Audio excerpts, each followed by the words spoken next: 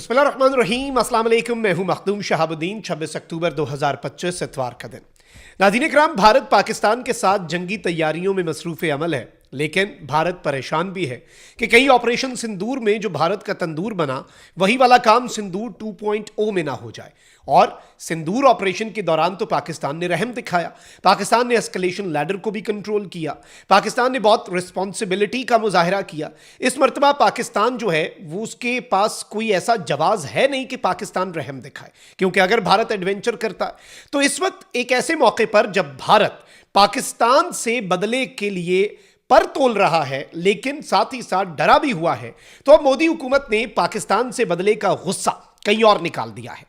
भारत ने अपने एक पड़ोसी मुल्क पर ड्रोन हमला किया है, ड्रोन स्ट्राइक्स हुई हैं और कयामत खेज मनाजिर हैं जो वहां से हमें मौसूल हो रहे हैं। ये पूरा मामला क्या है, ये माजरा क्या है, मैं इसकी सारी डिटेल्स आपके सामने रखता हूं। लेकिन अगर अभी तक आपने इस वीडियो को लाइक नहीं किया तो लाइक जरूर कर दें, कमेंट सेक्शन में पाकिस्तान जिंदाबाद का नारा जरूर लिखें, और जिन लोगों ने चैनल को सब्सक्राइब नहीं किया उनसे मेरी ये दरखास्त है कि चैनल को भी लाजमी सब्सक्राइब कर लें। अभी तक के जितने इवेंट्स हैं अगर हम उन्हें देखें तो भारत पाकिस्तान के खिलाफ कोई ना कोई बड़ी तैयारी कर रहा है, और स्पेशली जिस दिन से राजनाथ ने सर क्रीक का जिक्र किया उस दिन से लेकर आज के दिन तक भारत की मूवमेंट्स जो हैं वो इस जानिब इंडिकेशन है। मोदी का दिवाली पर बाकी सारी फोर्सेस को छोड़कर आईएनएस विक्रांत के ऊपर जाकर खड़े होना और वहां से पाकिस्तान को धमकी देना, राजनाथ का तकरीबन 2 दिन पहले नेवी के कमांडर्स के साथ मीटिंग करना, 100 सुनार की 1 लोहार की, ये तो दूर बैठ के बातें कर रहे हैं। पाकिस्तान के नेवी चीफ जो हैं वो पहुंच गए सर क्रीक पर, आईएसपीआर ने एलामिया जारी कर दिया, वीडियोस जारी कर दी, नेवी के मरीन्स इस वक्त मुकम्मल तैयार हैं, जंगी इस्तादाद जो है उसका जायजा लिया और खड़े होकर बताया कि भाई सर क्रीक से जवानी तक हम पाकिस्तान की सरहदों का दिफा करेंगे।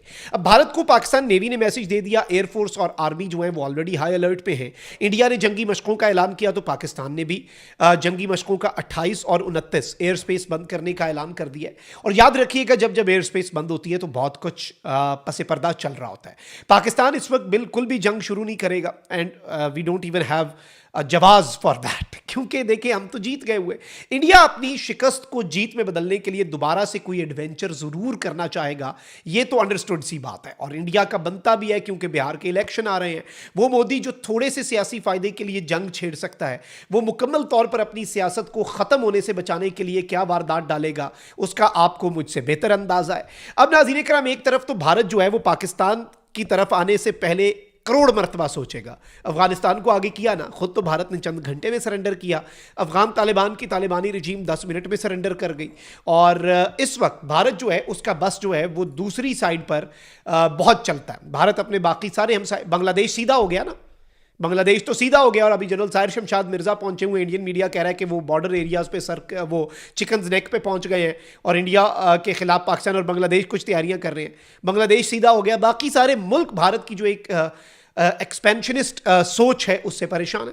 अब नाज़रीन कराम, इंडिया के अंदर बहुत सी मुसल्ला अलहदगी पसंद तंजीमें काम कर रही हैं, और उनमें ही नागालैंड के लिए और आसाम के लिए जो अलहदगी पसंद तंजीम, बल्कि अभी इंडिया के फौजियों की एक ट्रेन जो है उसके ऊपर आईडी ब्लास्ट हुआ जिसमें कुछ इंडियन फौजी जख्मी हुए और पूरा ट्रेन सिस्टम रोकना पड़ गया। वो वजह भी यही थी कि वहाँ पर सेपरेटिस्ट मूवमेंट्स हैं। अब नाज़रीन कराम, एक प्रिसीजन ड्रोन स्ट्राइक का इंडिया जो है वो क्लेम कर रहा है। अब ये प्रिसीजन ड्रोन स्ट्राइक है या नहीं, लेट्स सी। लेकिन अब नाज़रीन इकराम, बताया ये जा रहा है कि NSCN जो एक अलहदगी पसंद तंजीम है, और ये 174 बॉर्डर पिलर के करीब इनका एक कैंप है जो कि भारत से अलहदगी चाहते हैं, जो कि एक आज़ाद और ख़ुद मुख्तार नागालैंड जो है वो चाहते हैं। इसी तरह आसाम के हवाले से भी तंजीमें हैं जिन पर भारत ने 3-4 दिन पहले भी कुछ मिसाइल दागे थे। अब भारत ने ड्रोन स्ट्राइक्स की हैं, और यहाँ पर नाज़रीन कराम, म्यांमार का जो नागा ऑटोनमस रीजन है जहाँ पर NSCN जो एक तंजीम है और इसके अलावा ULFA जो एक तंजीम है जो कि अलहदगी पसंद तंजीम है जिन्हें भारत दहशतगर्द कहता है, उनके ट्रांजिट रूट के ऊपर भारत ने हमला किया है। अब भारत ये कहता है कि जी हमने 5 मिलिटेंट्स मार दिए हैं, जिसमें सीनियर NSCN के जो लीडर्स हैं उनके बॉडीगार्ड्स जो हैं वो भी मारे गए, और बहुत से लोग जो हैं वो जख्मी हुए। अब इंपॉर्टेंट तरीन चीज़ ये इसमें एक और भी है कि इंडिया ने इंडिया और म्यांमार के बॉर्डर के करीब और इवन म्यांमार की जो टेरिटरी है वहाँ पर कुछ बहुत ही ख़तरनाक ब्लास्ट किए हैं, और इस सब के अंदर जो तंजीम है पीएलए और आरपीएफ मणिपुर, उन्होंने भी इसमें ये कहा है, आरपीएफ के रेवोल्यूशनरी पीपल्स फ्रंट है, उन्होंने एक एलामिया जारी किया और वो कहते हैं कि इंडियन ड्रोन मैसेकर है, यानी ये कत्लेआम है, क्योंकि उनका ये क्लेम है कि इसके अंदर औरतें और बच्चे जो हैं वो बड़ी तादाद के अंदर मारे गए हैं।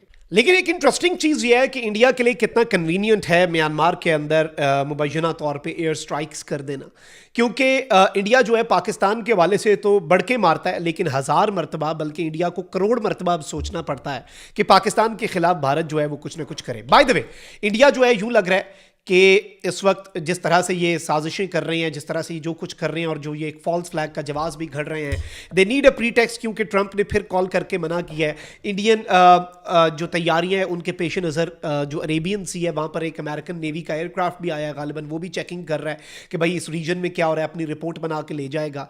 इंडिया की तैयारियों के हवाले से भी ऑब्वियसली पाकिस्तान की तैयारियों को भी देख रहे होंगे, सारी आलमी ताकतें नज़र रखती हैं, इसमें कोई हमारे लिए हैरान कुन बात नहीं है। लेकिन इंडिया ने नाज़रीन कराम तबाही मचाई है, क़यामत खेज़ मनाजिर हैं म्यांमार बर्मा से, और इंडिया जो है वहाँ पर अपनी एयर स्ट्राइक्स जो हैं वो बढ़ाता जा रहा है। इसके अलावा इंडिया की फोर्सेस जो हैं उनके ऊपर भी इनकी तरफ से हमले जो हैं वो बढ़ते जा रहे हैं।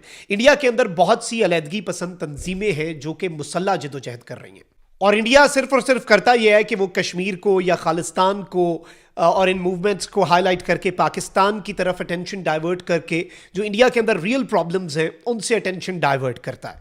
और खैर इस पे ये बात करना ज़रूरी भी है, रिकॉर्ड पे लाना भी ज़रूरी है कि एक तो मकबूजा कश्मीर के अंदर जो कुछ भी चल रहा है और वहाँ पर वो दे डेफिनेटली नीड फ्रीडम, लेकिन इसके अलावा जो नॉर्थ ईस्टर्न स्टेट्स हैं अगर हम उनकी बात करें तो वहाँ पर United liberation Front of Assam ULFA है, nationalist socialist council of Nagaland है NSCN, और इन्हीं दो तंजीमों पे ये अभी अटैक्स भी कर रहे हैं। फिर इसके अलावा UNLF है, United National Liberation Front Manipur, फिर People's Liberation Army PLA Manipur, फिर कमतापुर लिबरेशन ऑर्गेनाइजेशन आसाम, फिर National Democratic Front of Bodoland Assam, National Liberation Front of Tripura, All Tripura Tiger Force, फिर पंजाब के अंदर खालिस्तान मूवमेंट है, खालिस्तान कमांडो फोर्स है, बाबर खालसा है, फिर इसके अलावा नक्सलाइट और माइस्ट जो इंसर्जेंसीज हैं वो हैं, गोरखा लैंड मूवमेंट्स, और बहुत कुछ इस वक्त साइमल्टेनियसली इंडिया के अंदर चल रहा है और इस पर हम बात भी करते हैं। लेकिन ऑब्वियसली इंडिया जो है वो अपने मीडिया को सिर्फ पाकिस्तान के हवाले से अटेंशन वहाँ पे डाइवर्ट करने का एक मकसद ये भी है कि दे एक्चुअली वांट के भाई इन तमाम तर चीज़ों पर से नज़र हट जाए। आज भी अटैक्स हो रहे हैं, आज भी इंडिया, अब उसका इंडिया ब्लेम किस पे डालेगा? मकबूजा वादी में कुछ होता है पाकिस्तान पे ब्लेम डाल देते हो, भारतीय पंजाब में कुछ होता है पाकिस्तान पे ब्लेम डाल देते हो, भाई यहां का ब्लेम किस पे डालोगे? दूसरी नुक्कर का। और ये याद रखिएगा चिकन्स नेक भी पाकिस्तान के शिकंजे में आ सकती है। बांग्लादेश और Pakistan something might be cooking. जो दौरे हो रहे हैं इतने back to back military leaderships के, यू नेवर नो। और अब भारत जो है वो म्यांमार के अंदर बमबारियां कर रहा है, ये सारी चीजें कर रहा है।